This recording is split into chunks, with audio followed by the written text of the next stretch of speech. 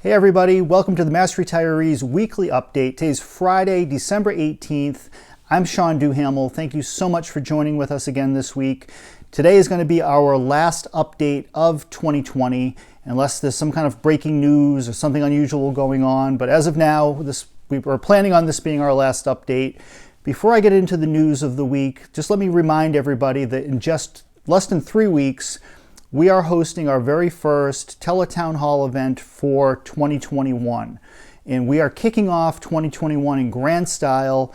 As we announced in the January newsletter, our very special guest for our first Teletown Hall of next year will be Boston Mayor Marty Walsh, our very good friend, your good friend, a great ally of Mass Retirees and a friend of all public retirees.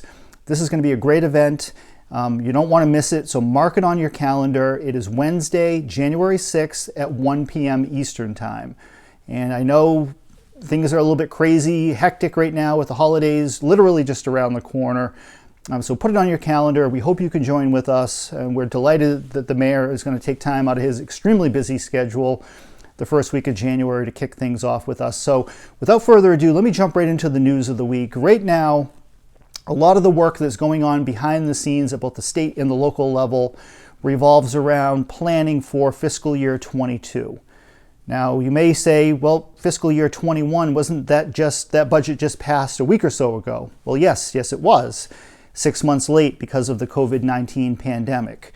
Right now, we are in the normal planning process in stages of the coming fiscal year budget, which is fiscal year 22. Now, at the state level, the big focus right now is on your health insurance benefits. So those members who are receiving your health insurance benefits from the State Group Insurance Commission, that process of what your benefits are going to look like next year and what the premiums are going to be for you next year, that process is underway right now. And this is something that we, year in and year out, are very much a part of. Unfortunately, we don't have a direct say in that, but we're on top of it, we keep close tabs on it, and we have an opportunity to let our opinions and our voice be heard in the process. So yesterday, on the 17th, the Group Insurance Commission held its monthly meeting, and while they didn't get into a lot of details about what is being considered for next year, they did let a few hints out. Now, by hints, I mean just in terms of what we can expect the premium contribution range to be. Right now, the range of premium increases, unfortunately, seems to be somewhere between 4% at the low end and as much as 7% at the high end. Now, again, these are very early numbers. These decisions have not been made yet, but these are the ranges that are being determined. And the range is really driven by a couple of different factors. One is utilization. Now, right now, through much of 2020, utilization has been a little bit down because of COVID-19, and a lot of elective surgeries and procedures have been delayed because of that. The other major factor in determining the insurance premium price is the price of the product, as Frank Valeri likes to point out. So what are the price of prescription drugs? What's the price of hospitalizations and all these different procedures and so forth? What is the cost of that? So those are the different factors that go into determining exactly what the insurance price is going to be. And then that price is split up between two different groups. One being the retirees or you. You're going to pay your percentage, whatever that might be. And then the government, whether it be the state or local governments, they are then going to pay their share of the premium. And that's where the two factors come together. Now again, right now, the range is somewhere between 4% and 7%. We're very hopeful that we end up more on the 4% side or even maybe below 4% when all is said and done, and not 7%. Now, that's what was announced at today's meeting through the conversation. The good news that came out of today that's been finalized for next year is that the GIC has chosen to renew the contract with Metropolitan Life, which those of you who are insured under the retiree dental plan that the GIC offers, you're very familiar with MetLife. MetLife has been the dental insurance vendor now for the better part of the last 10 years or so, maybe even a little bit longer than that. They do a good job on behalf of our members. The largest complaint that we receive from our members is really the size of the network or the fact that some dentists in Massachusetts do not participate in the MetLife network. And also the fact that the dental insurance benefits don't work exactly the same way as a health insurance benefit, and that's very true. Dental insurance is really a misnomer. You're capped at the amount of benefit you can get on an annual basis from your insurance. That's just the way that dental insurance happens to work. On the network side of things, it's also a very legitimate complaint that not enough dentists here in Massachusetts and around the country choose to participate in some of these networks. MetLife has heard that complaint, and they are taking steps along with the GIC to try to expand their network. And one of the things that they are working to do for the coming fiscal year is to increase the amount of reimbursement that dentists are receiving for certain procedures. What the hope is that that's going to expand the network, and we're going to keep a very close eye on what's happening in that regard and report back to you. Now, when it comes to your dental insurance, this is something that as an association we are very proud of. And the reason for that is quite simple. Up until 2002, there was no such thing as retiree dental insurance here in Massachusetts, and really in many places around the country. The product just didn't exist. So in other words, people would retire from their full-time employment, whether it be in the public sector or in the private sector, and that would be it. In most cases, there was no such thing as retiree dental insurance.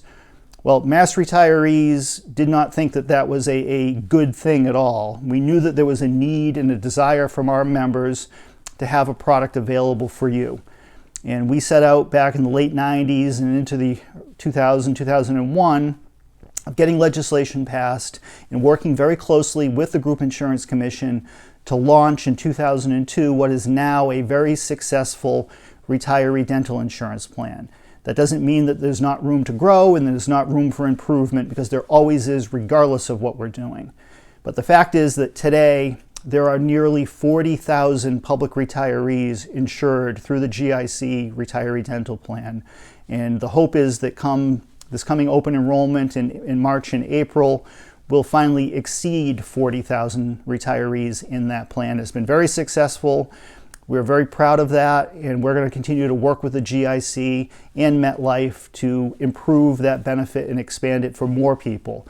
Now, the one thing I want to point out, and Cheryl Stillman reminded me of this earlier today, if you are insured under the GIC retiree dental plan, if you drop your coverage, you cannot get back into the plan. That's always been the case from the beginning. It's a one-way street. Once you're in the plan, if you leave the plan, it is impossible to get back in, and that's the contractual arrangement that exists with MetLife. The reason for that is very simple. They can't set up a plan where someone hypothetically would exhaust their benefit in the first few months of the year, drop the coverage when they no longer needed it, and then pick it up somewhere down the road. It would become financially detrimental to the overall health of the plan, and they just can't allow for it. So since 2002, that has been the contractual arrangement. We have had some members, unfortunately, who have dropped the coverage only to find out down the road that they wanted to get back in, and you're legally prohibited from doing so. So I just wanted to remind members of that.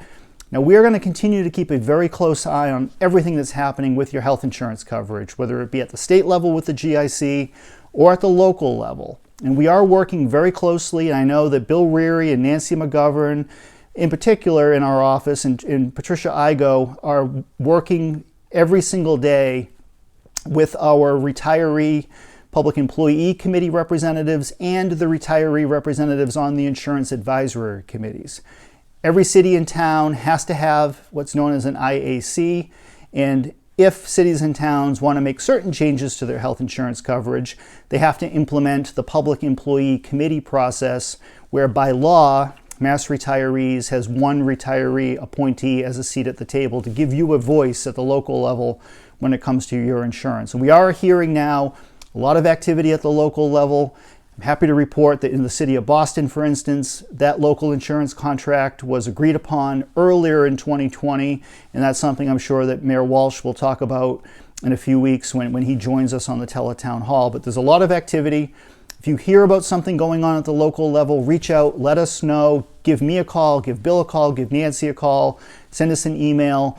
If we know what's happening at the local level, we can work with our local members and try to protect you as best as we possibly can. So with that, I'm going to sign off for this week. Thank you again so much for tuning in with these episodes throughout 2020. I know it's been a miserable year for all of us. There is light at the end of the tunnel. These vaccines are now out. People are getting inoculated every day. And knock on wood that this very dark episode in our history is soon going to be behind us. But in the meantime, take the steps to keep yourself and keep your family and friends safe. We have to get through this, and we have to continue to be smart to keep everyone protected and look after one another. But in the meantime, make the best of a bad situation. Merry Christmas, Happy Holidays, Happy New Year, and we'll be back to you again very early in 2021. Knock on wood, hopefully a better year. But again, thank you so much, and we'll talk to you again real soon.